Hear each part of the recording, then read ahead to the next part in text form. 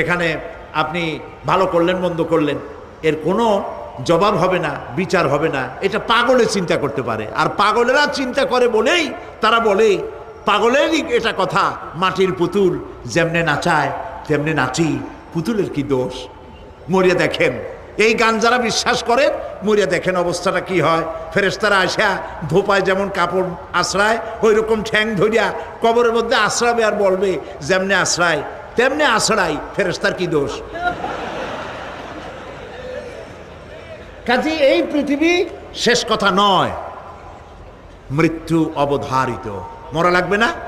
এবার দেখেন আল্লাহ কি বলেন, আল্লাযী খালাকাল মাউতা ওয়াল হায়াতা লিয়াবলুয়াকুম আইয়ুকুম আহসানু আমালা। আল্লাহ পাক বলছেন, আমি মৃত্যু আর জীবন সৃষ্টি করেছি